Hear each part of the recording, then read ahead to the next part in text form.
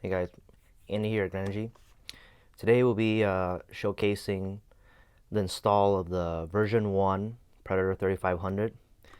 As a reminder, Predator made two versions of the 3500, and the first version, difference between the one in front of me and the other one would be two obvious ones. With the battery door, when facing the front of the generator, is on the bottom right side, and the oil access door, again when facing the front of the generator, is on the left side. So here is the version 2, where you can see the battery door is on the left side and the oil access door is on the right side. Excuse all the tape here, that's just me trying to take this panel apart.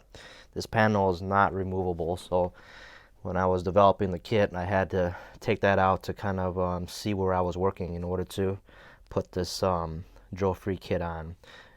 You won't be needing to take this panel off. It was just for me servicing the generator, so no worries about that tape. Just ignore that. Okay, moving on to the install of the Predator 3500. I'm going to showcase the tools needed to do this install. So we have here a 10mm wrench, 13mm wrench, pliers with a flat nose here, flashlight, 1/4-inch ratchet here, long nose Phillips screwdriver, 3/8 ratchet here. So this is a 13/16 deep well socket for the spark plug. We have a 10mm deep well socket and an 8 deep well socket here. Here's all the parts laid out. This is what comes in the kit for this version of the Predator 3500. And if you have purchased the front bracket LED light bar with kill switch, all the tools needed to install that would be this Phillips head screwdriver, small mini screwdriver here, and that's about it. So it looks a little bit complicated, but it's not too much. These are self tappers. We're going to be tapping into the electrical harness to power on the lights here. Alright, we're going to go ahead and take the screws off this side of the panel. So we're going to take the left side of this panel off where the oil door is, or the oil access door.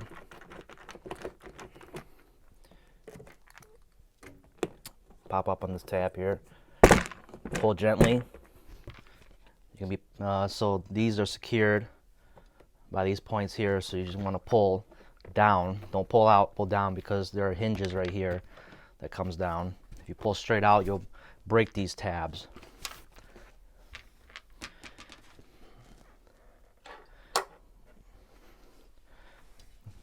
Go ahead and take your pliers, move this out of the way here.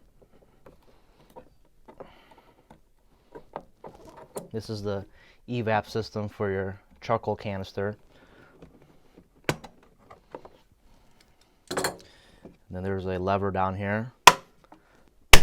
Pop that out. Put your finger here and push down on this tab. Pull the cover off. It's a lot easier to just kind of twist the cover off and slide it underneath like that. It'll come out easy. Take this foam piece out. This foam piece comes dry. You do not have to soak it in oil. It comes just like this. Take this guard off. Remember to put this guard back. If you do not, pieces of the foam will actually get sucked into the carb. So it's important that you put this back, and remember not to bend this.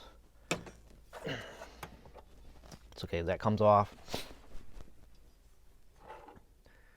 Take your 10mm socket,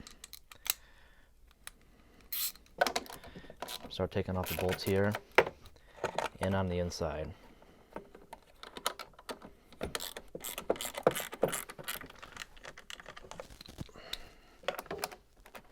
Sorry if my hand is blocking some of the view here.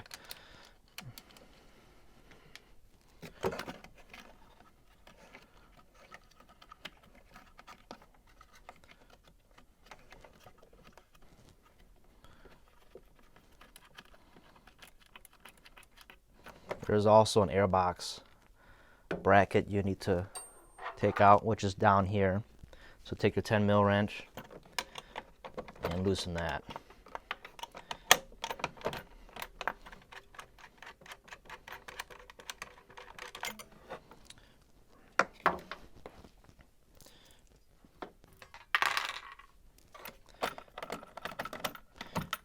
Airbox come out like so. This breather tube also comes out with it. Should be a gasket here. Take that out, put it off on the side. You won't be needing that gasket. We provide our gaskets for you to use, which is preferred. Once that's all out, everything's clear on the inside here, you're going to actually want to replace these studs. So the studs are actually too short for the fuel adapter, as you can see here. So once you bolt the airbox on, there's not enough threads for you to put everything back together. So we provide new threaded studs for you.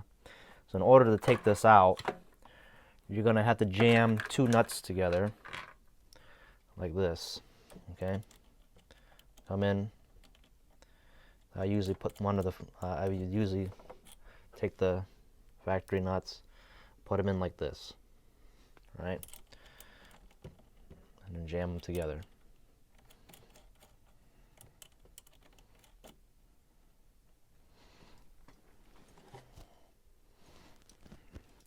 Take your wrench, put one on the back side here.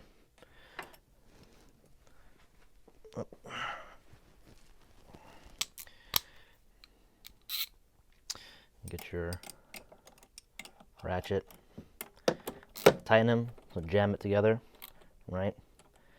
And before you just start cracking it loose, do yourself a favor and kind of wiggle this back and forth here just a little bit. Don't ream on it right away, just kind of work your way loose. And once you feel that it's loose, by hand, just feel for it. You don't want to strip the threads on here. If you strip the threads on here, you're asking for big trouble. All right, so just take your time. Once that's loose, then you can go ahead and spin it out. So hold this.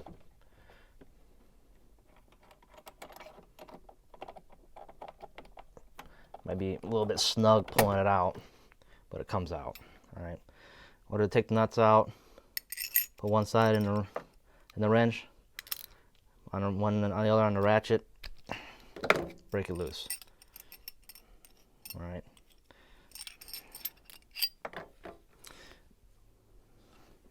I'll take your new. Whoop! Just start dropping stuff on the floor here. Take your new studs here. Do the same thing. Don't go all the way in here like this. Just kind of leave it out like that. All right. And then, oh yes, make sure that there's the gasket, this factory gasket, still in there. Make sure it hasn't fallen off down here anywhere. You want that gasket between this choke plate and the carburetor, right? You need to have that. If that's missing or that's ripped or broken, you'll have a vacuum leak, and that will cause engine performance issues. So make sure that this is back behind here and it's not damaged. All right. Put that in. Search for it a little bit. Screw it in by hand. Just take your time. You don't want to damage the threads. Come in with your wrench. Tighten the jam nut. Then by hand, I usually do this and feel for it.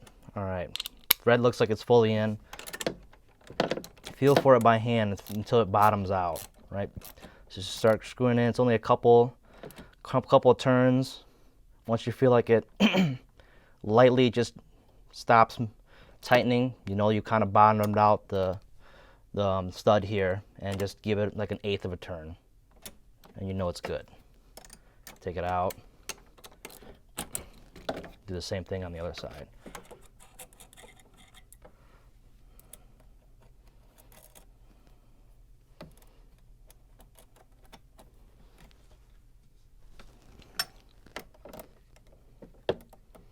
Again, take your time.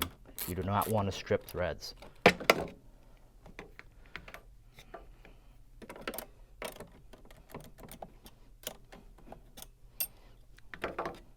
This is probably the hardest part of the install.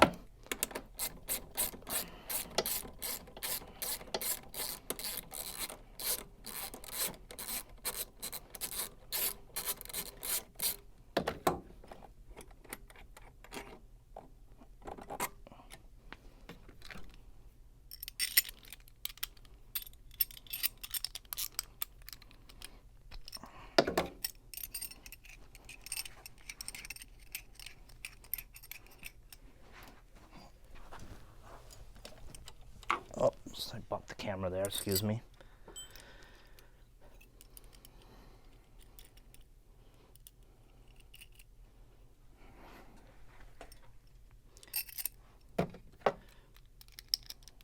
Tighten it.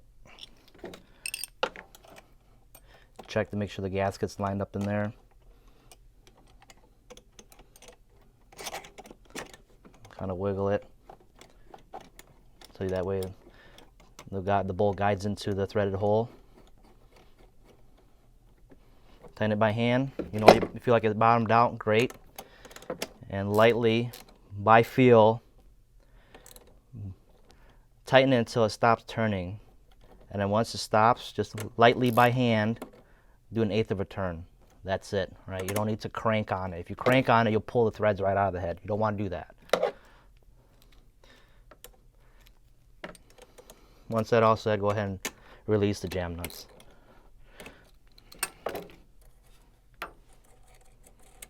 And then take your two nuts, excuse me, put her off on the side. Now take one of your gaskets that's provided in the kit. Make sure you have it in the correct orientation, all right? So how I check is there's that one cut out in the corner over here. It's always going to be on the upper right. It matches with that right there. Oops, excuse me, that fell on the floor. Take that, put that right there. Come in with your fuel adapter, all right? So before I put this on, I know folks will ask, okay, how do I swap this off for natural gas? Well, there is that, see that inside? I know you can't see in that camera, but inside there is an Allen, a set screw, right? And you get your Allen key and you can remove that jet orifice. I call this the jet orifice. Remove that.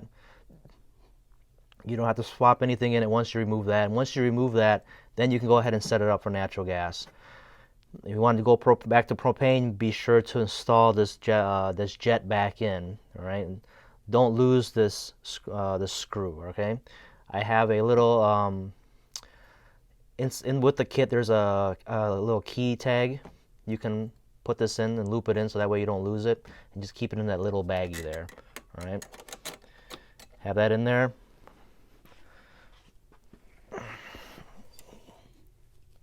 Give it that gasket. Again, check for orientation of the gasket. All right, like so. So there are two gaskets used on this kit. So you have one behind and one in front of the fuel adapter. Okay. Now come in with your air box. It's easier to install this hose back if it's on the generator first. It's a little tight back here. You might want to pull back on this bridge here and install the hose back onto this engine here. It's very important that you put this back. If not, you're going to have idling issues if you don't put this back. So make sure that's put back. Come in with your airbox, line everything up. Okay, line this hose here. I know it's tight, but just bear with me. Get that on as best as you can.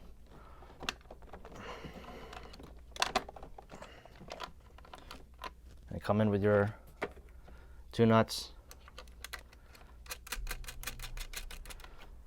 put it back together.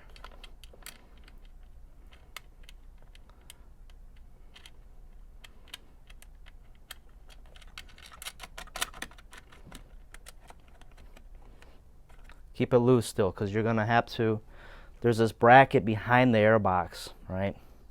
So you're removing this factory bolt for the ones I provided you, which is longer. The reason why it's longer, because there's a spacer here. Because of this fuel adapter, it pushes the whole air box out by 1/4 of an inch. So everything's going to move outwards 1/4 of an inch. So you're going to have the spacer here, all right? And you're going to put it in between this bracket, okay? Well, it's probably kind of hard to see in that camera, but let me show you here.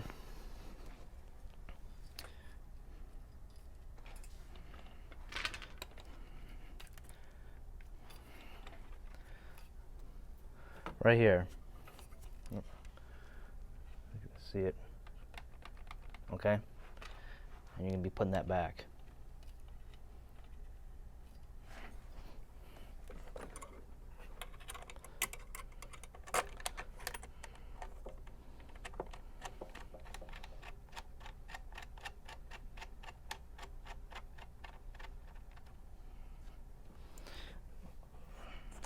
Tighten this first. Get your 10 mil wrench, tighten it, snug. You don't need to crank on it, right? You crank too hard, you'll crack the plastic on the air box. Just once you feel like it's bottomed out, get an 1/8 of the turn. That's it. Okay, you don't have to reef on it. Come in here, tighten your bolts.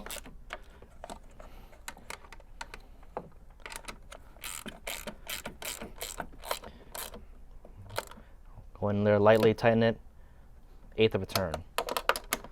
Come in there lightly, it stops turning, 1/8 of a turn. That's it.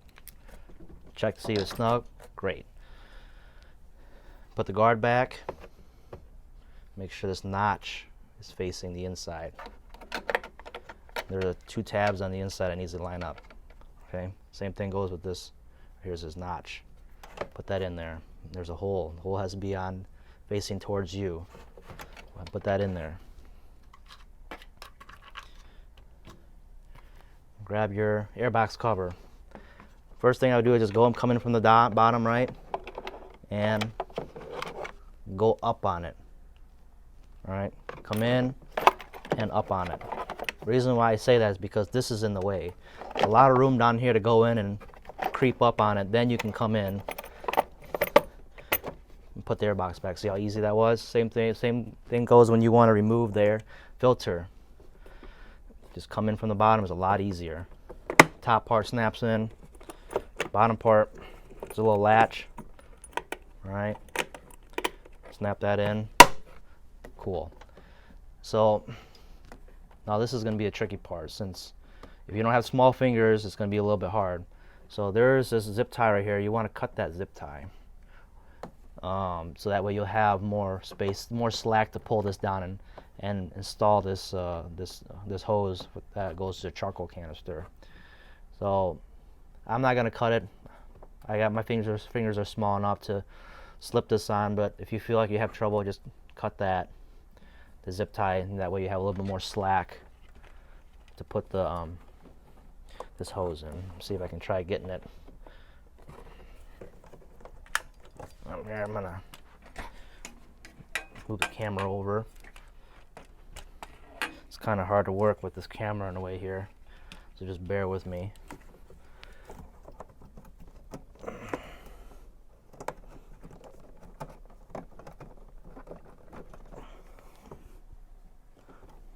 All right, looks like I got it in. Come in with your pliers, right? There's that clamp in there.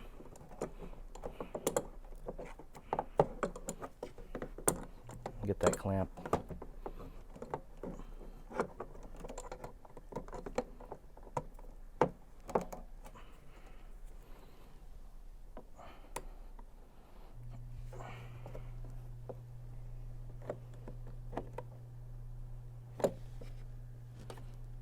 Looks like I got it.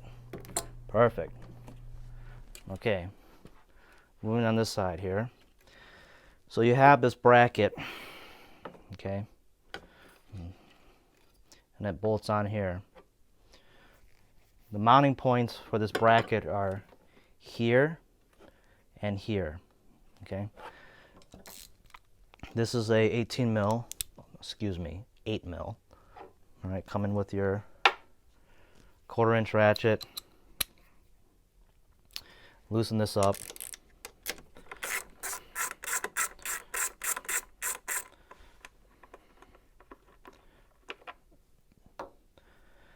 And then down here is your 13. Coming with your wrench. Just loosen this up. You don't have to take it off. This bracket has a slot where you can slide it right into this stud here. Okay, just have it semi-loose like that. Okay, this is the ground wire. It's very important. You don't want to remove that ground wire. It needs to be there. Okay. Now, slip the hose in. Bracket goes in. See where it's slide right here. Goes in right underneath where the ground wire is. Okay, so like that. All right, see if it focuses. The camera focuses. It looks like that. Not like this, like that. Okay. Now come in with this bolt. I know this plastic is going to be a pain in the butt because as you're threading it in, the plastic's going to shift. So you might want to fish around to get this thing tightened. If anything, you might have to come through with a thread chaser to get it started. But so far, it was okay. It's okay for my end here. So I made the mistake of not getting a 13 stubby where it's half this length, because right here it's really tight. Trying to tighten this, there's not a lot of room for you to tighten this. Okay, so but you have a stubby, right? Stubby wrench. It's a lot easier to go ahead and swing this and get this bolt tight. And since I left it in another office of mine. We're gonna have to just pretend that I have this fully tightened, right? No, it's a pain in the butt if you don't have it.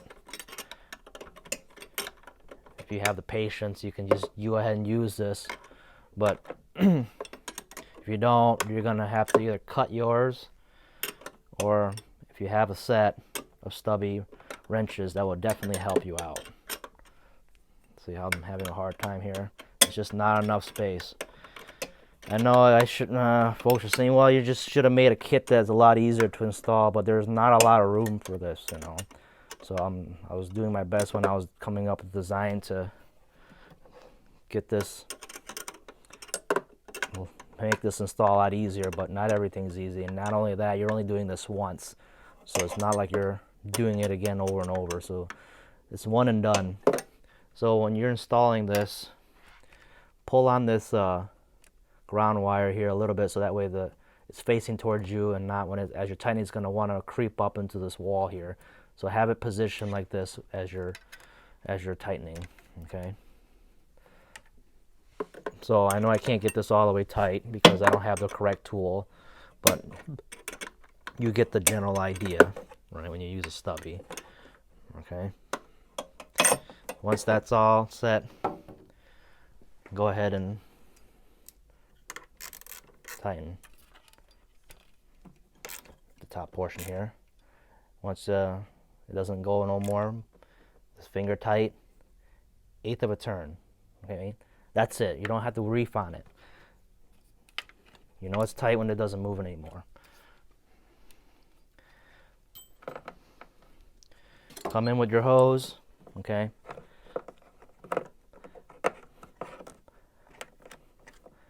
This here, this gasoline drain tube here needs to sit in front of this. Okay, take your pliers, move the clamp down, come up with it, push it all the way up. Okay, take this, just walk it up there. I know it's tight, Just walk it up here like this. Keep walking it up until you're about that much, and push it off on the side here. If you have this part sticking out, it'll start hitting the cover, right? So you want to tuck it in there. Once that's in, you can go ahead and put that drain tube through, and it should stick out on the bottom over here. So it tucks in all nice like this, okay? Now for the cover, you're going to want to remove this. Take that door out. Come in with your vented cover. I have the bottom loose. Just loosen it up here. Sorry if the camera's not focusing. Put it on the cover first.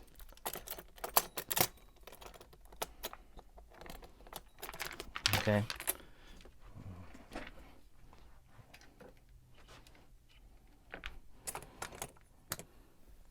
Start tightening.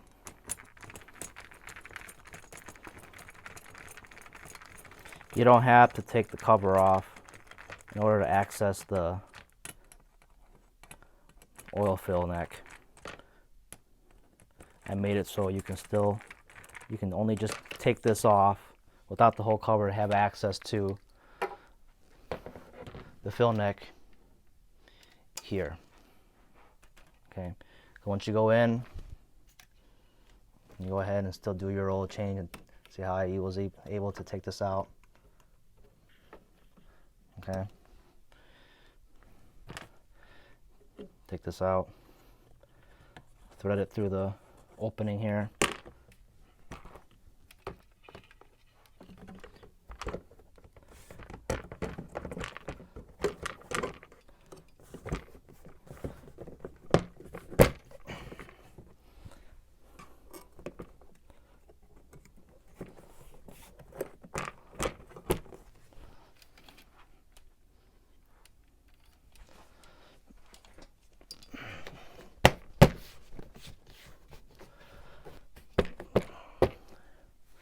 Just a quick note, since this air box is sitting so close to the edge here, as you close on this cover, it's going to stick out just a little bit. It's barely noticeable, but it's just a little bit, because the clearance of the air box cover as it's pushed out by the fuel adapter is just about rubbing against this cover. So it's not going to rub through or anything like that. It's all plastic. It's not going to rub through. It's going to bulge a little bit. So just grab the generator, massage it in. All right, here on the side, there's a little, it's supposed to clip in here, and this is what it's going to look like once it's pressed closed. It only pops out like a little bit. All right, you're talking about like 1/8 of an inch. You're not going to really see it, but that's normal. I try making the fuel adapter as slim as possible, but sometimes on these generators, fitment's pretty tight. Go ahead and tighten your bolts back.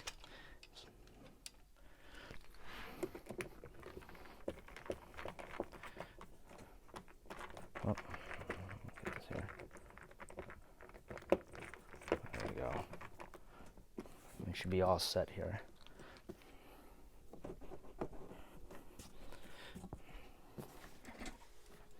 All right.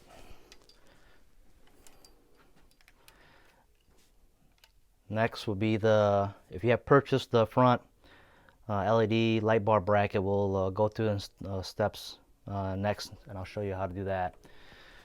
But if you didn't purchase the front bracket, you're pretty much all set. And it's fairly easy install. Drill-free kit. You can reverse install everything and revert this back to factory without having to drill any holes. That's the whole purpose of this kit. It's the whole purpose of having this as well too. So if you can see on the inside here, you can still have access to do an oil change. Just take these, loosen up these 3 Phillips screw here, and continue to do your oil change. Okay, for the front LED light bar bracket, we're going to start off with removing this knob here, selector knob. So you want to get a long nose Phillips head screwdriver. The reason why I say long nose is because the screw that's inside this selector switch is very long. Well, it's deep in there, not long, but it's pretty deep inside. See how it's... Okay, there's a screw inside, don't lose that.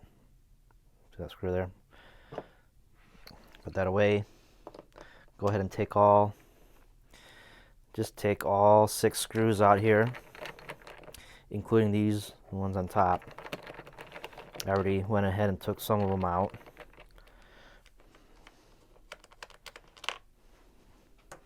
Set those screws in a safe place and don't lose them. You're going to need some of them to put back on this panel.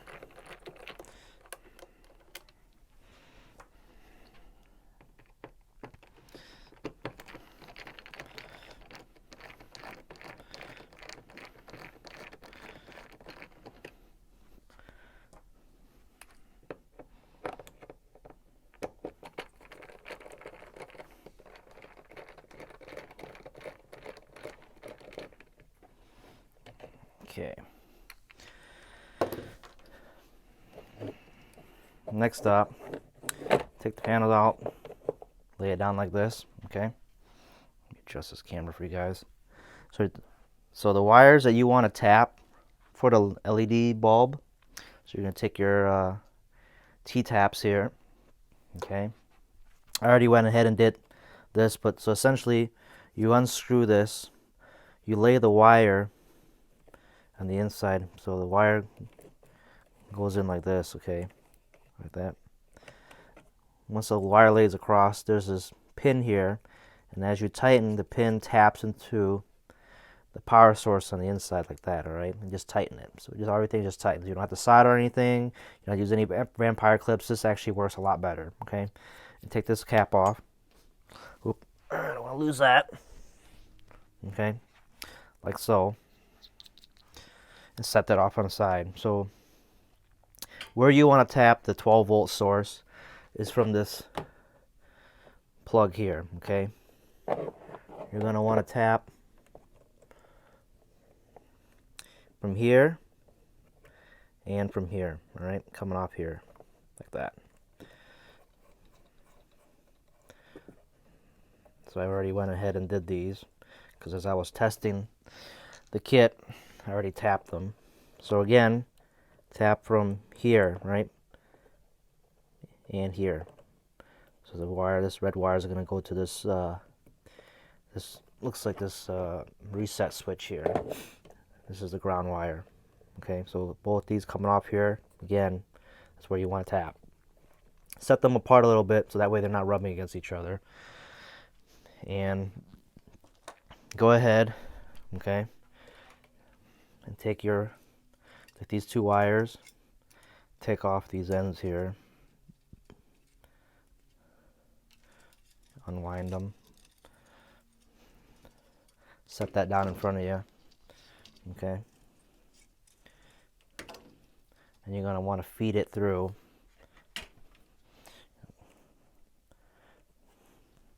here. Pull it all the way up, twist this to wire here. All right, it doesn't matter what ends are here. The LED bulb is backwards compatible, so there's no negative or positive. Slip this through here like that, okay? You get the idea. I start with one first. Have this wire touch this terminal here, right? And then go ahead and screw that down on there. So what it does is it just wedges itself on that terminal on the inside and it makes contact with the power source on the inside. Oh, I didn't have it down. I didn't screw it down tight enough. So again, put it in here. Stuff it all the way on the inside and tighten it. And you know it's tight when you can't pull it out, okay? Do the same thing with this.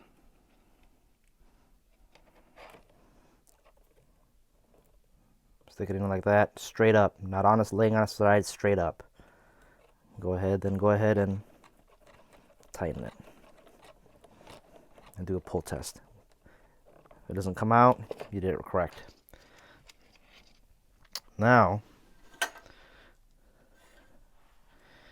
take this, okay? There's a wire coming from this. Behind there is this is the kill switch for when you turn the knob to the off position. It shuts off the engine. What it does is just grounds the ignition so it doesn't fire anymore. It disables the ignition system. So you want to unclip this, okay?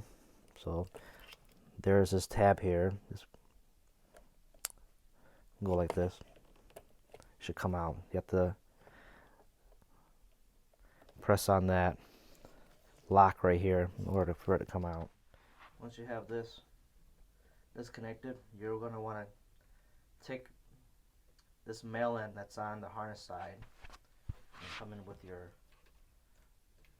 own harness right here, and it goes in only one way, so you gotta click it in like that, and you're going to want to feed this through the hole here. Okay, once that's all set, tuck everything in, bring the panel up. You can just leave this one on the inside, it's not going to hurt it, just leave it off on the side.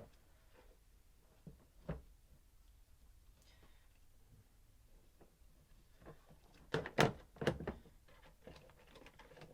sure that's all the way on the inside like that. And screw everything back.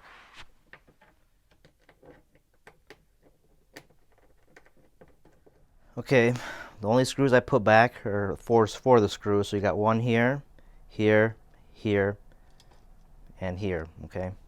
The rest, here, here, here, and here, are going to get replaced with the screws provided in the kit, okay? So, there are 4 spacers. Oh, I dropped one on the floor.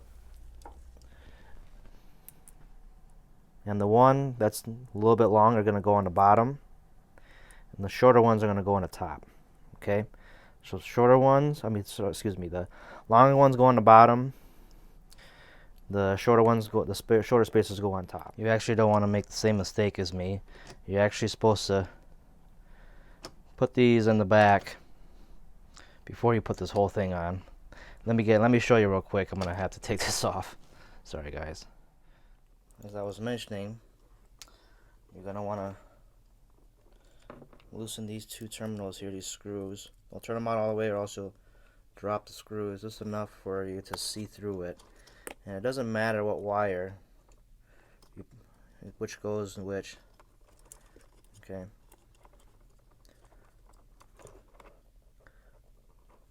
It goes in there.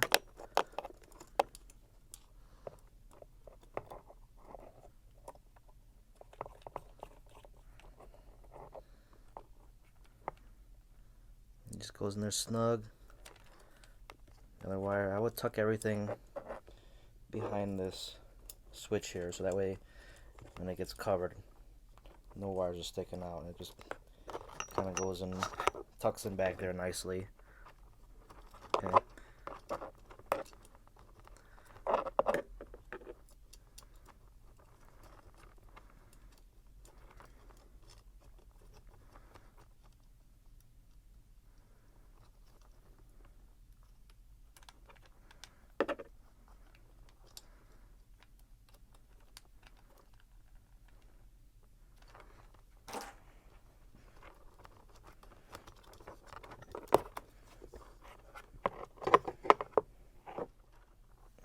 You put this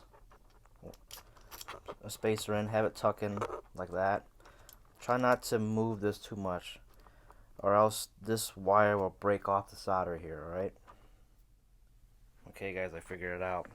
Start on one side, put this side in, you get the longer spacer and put this in. Just semi screw everything in by a few threads. It's all hanging loose here.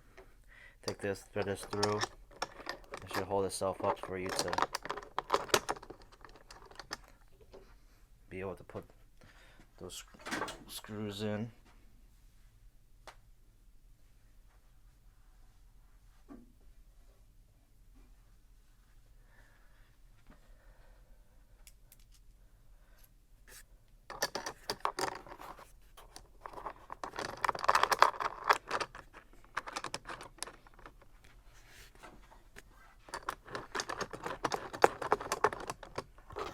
Remember, that wire needs to tuck in below that bracket there, okay? Like so.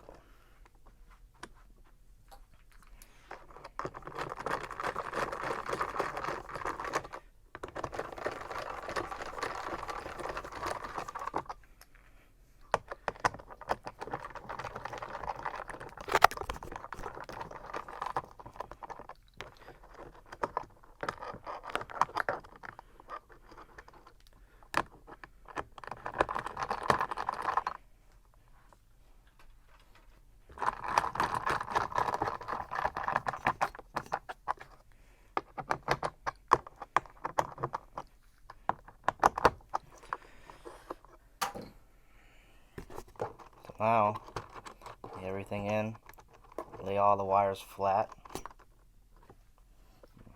Give you a closer look here.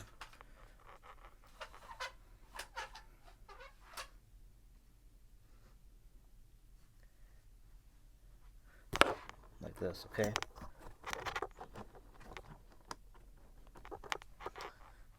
Now come in with your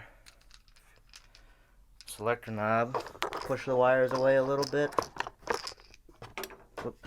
You don't want to lose this screw, okay?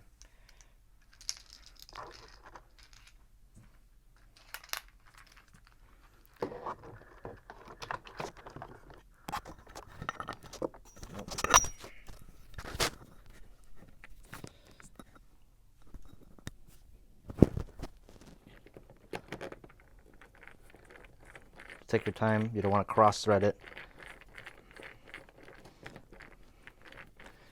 Once you feel it bottom out, 1/8 of a turn, that's it.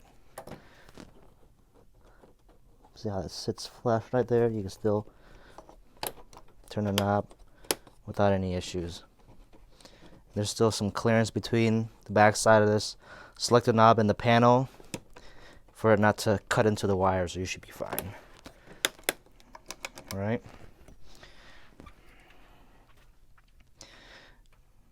Alright, that should be it. Everything should work now.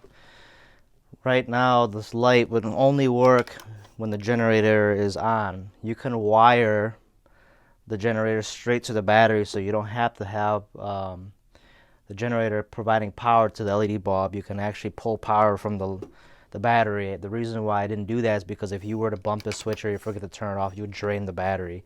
And not only that, you're going to have a fuse, put a fuse in between the battery and the switch, just for safety. So I don't provide that for you because I don't recommend it. But if you want to pull power from here, you can tap the wire in here is long enough for you to route the wire towards the back and into the battery. You can tap it off the battery.